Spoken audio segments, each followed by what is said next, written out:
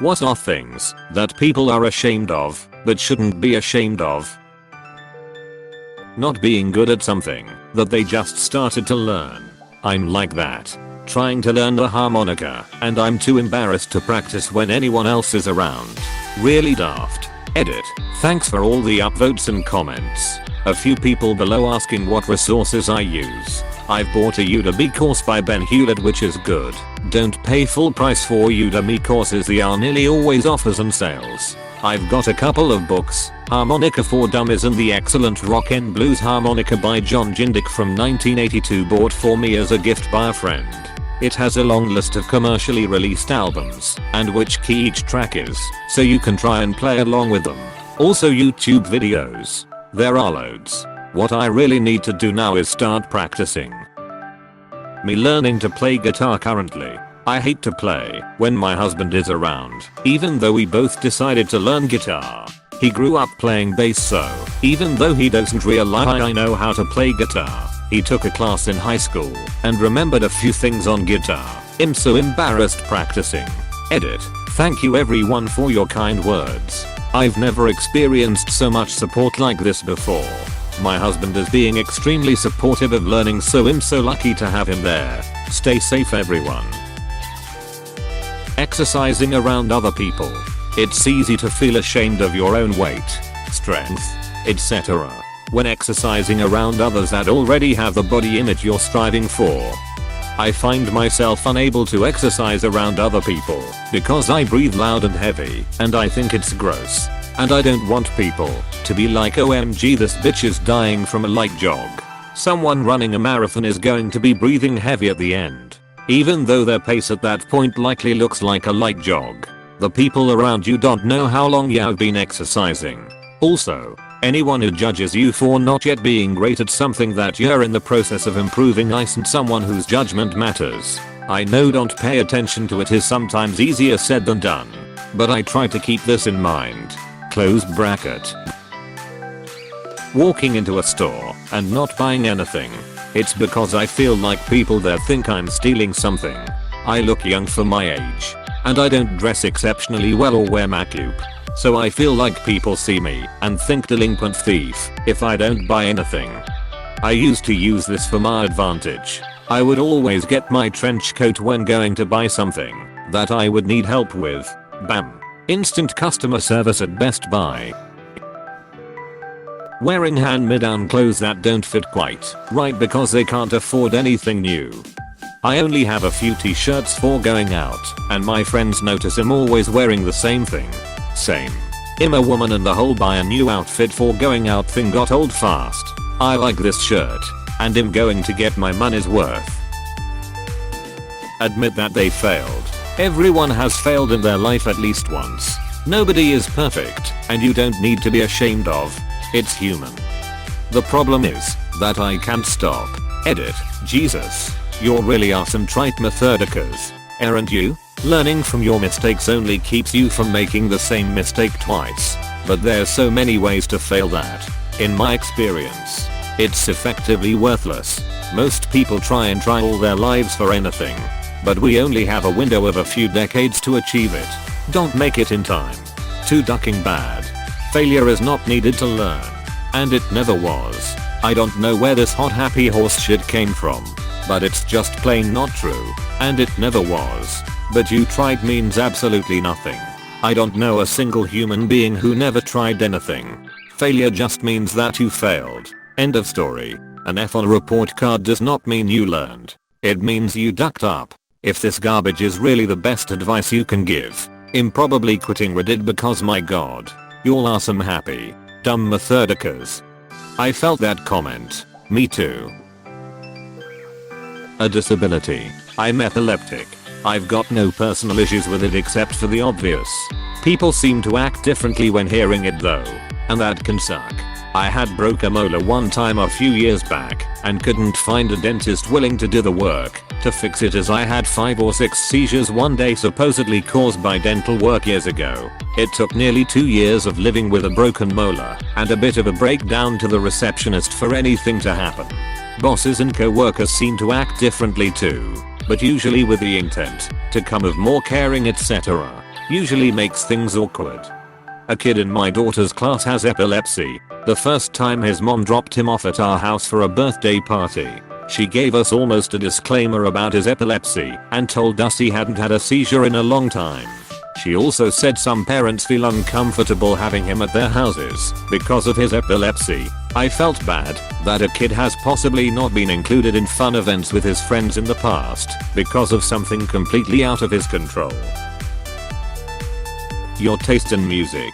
I always hear about people's secret genre that they like because they're too embarrassed and think they'll be judged. Lots of people do judge, but duck those people. Blemishes and pimples that no one notices but themselves. Until you get that one asshole that asked what happened to your face. Like he doesn't already know. I always work from the if it can't be changed in 5 seconds. Pointed out. Sure, if you've got chocolate on your face, I'll discreetly mention it to you. But I'm sure you already know you have a pimple. What good would making you self-conscious do?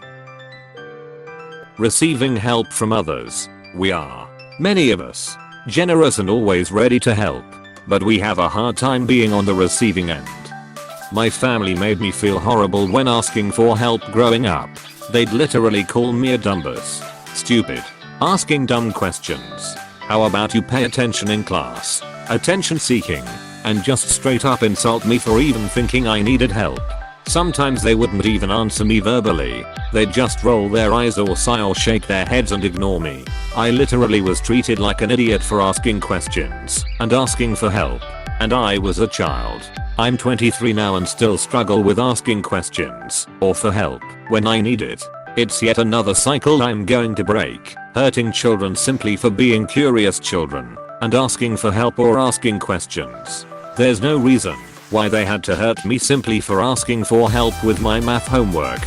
The only excuse I can come up with is their pride not allowing them to say they can't help me because they didn't understand it themselves. Edit. Got lots of replies and of course it's the one time I'm busy, so couldn't reply to any. I apologize for that. But since I gotta work bright and early tomorrow, I'm gonna eat, maybe play some Sims, and let this do its Reddit thing. All I'ma say is we can definitely agree that shaming a kid for curiosity is a dick move, and to not be the same assholes we had growing up. That's all I got to say. So if you're in the Midwest, good night. As for everyone else, good morning/afternoon/evening/day. Yeah, my parents were like that. Still are. For all I know, cutting them out of my life was the best decision I ever made. Being a certain age and not being married, having a degree, or anything that people have associated with a certain age. Definitely. I just turned 35. I'm single, no kids, and just completed my first diploma, which I combined with a certificate and did in less than a year. I tried to do tertiary education after leaving high school, but it was all geared towards getting a good job and didn't interest me at the time. As an adult with some experience behind me, I'm appreciating my study more now, since some of it has direct correlation to work I've done while setting me up to switch career tracks, and some of it is simply for the pleasure of learning. When I was younger, I wouldn't have been able to afford to study something that had no guarantee of a job prospect while putting me into massive debt just for the pleasure of studying something that interested me. Now, in the golden age of internet availability, I can study it at a much cheaper price and all without leaving the house. Isn't online learning wonderful? I'm in exactly the same position as you, same age, same family and diploma situation, and I'm so grateful to have access to all this education. I've always loved to learn. I don't even have a high school diploma, due to many reasons, but not wanting to learn was never one of them. Nooks are a shining light in my life. Not knowing something. People shouldn't shame others for their lack of knowledge. Absolutely no one knows everything. Looking at you, Reddit. For real. You can post a thesis level essay on a topic you know everything about, but you mess up 1 minute detail and it's 50 people telling you you're an idiot. Admitting to be wrong. I'm teaching my kids that owing up to mistakes and saying you're sorry is what makes you a grown up. This also shows them that some old people never grew up. I therefore also always tell them when I was wrong. And apologize to them when that happens. Sorry I accused you of making a mess outside. I just found out it was the kid next door. I was wrong. And I feel bad about it. Apostrophe. If my mother had ever said that, I would have so much more respect for her. And more trust. I read about this in another r/ASKREDDIT post, but apparently people who are choking on food don't like to admit this. For example, in a restaurant, when a person notices they are choking on the food, they just go to the bathroom and try to survive on their own, and actually quite many people die because of this. When I was with my friends celebrating the one's birthday, I choked at a pizza place and her mom had to give me the Heimlich, and it caused me to vomit on the table. I ran to the bathroom and cried in there for 30 minutes until my friends came in to check up on me. Mayo dude, I bet you just made his birthday awesome. I wish my friends would show up at my birthday. Using the bathroom at someone's house or a public place. It shouldn't be embarrassing at all. Just do what you need to do. I've seen people make themselves miserable just to avoid using the bathroom. I was never embarrassed to go to the bathroom at someone's house. Until sometime in junior high I had to go at a friend's house and dropped a deuce. Didn't think anything of it. I had a big family and nobody ever cared if you left the bathroom stinky, because it's just a fact of life. Especially if 8 people are sharing the same bathroom in one house. Well, a few minutes later, her mom walks into the bathroom and makes a huge deal about how stinky it was in there and how you should spray perfume as a courtesy and yada yada. I'm sure she thought it was one of her kids and didn't mean to be malicious. But yeah, I've never pooped at someone's house again, unless I can confirm they have air freshener and the bathroom is far away from where people are congregated. My aunt did this to me once when I was a kid in front of everyone, and it's the reason I get nervous to go at people's houses now. That's why even if I go in after someone now and it smells, I just don't say anything in an effort not to embarrass them. Like, come on, everyone does it. Leave people alone, lol. Admitting you can't do something that others find really easy to do. Liking absolutely anything that they like. Flowers, wrestling, kung fu movies, cooking, collecting toilet seats, avocado toast, Bud Light, Michael Bay movies, crying, handlebar mustaches, hairy men, floppy boobs, podcasts, fried chicken, exercise, heavy metal, scallions, The Irishman. Just like what you like and own it. Thank the Lord. My hobbies include flower wrestling, kung fu, cooking, collecting avocado toast, hairy boobs, floppy men, fried Bud Light, listening to podcasts while crying, heavy scallions, The Irishman. Kidding. Hairy boobs, floppy men, you're gonna love me. Not being happy 24/7. Hey, thanks for watching, and don't forget to subscribe.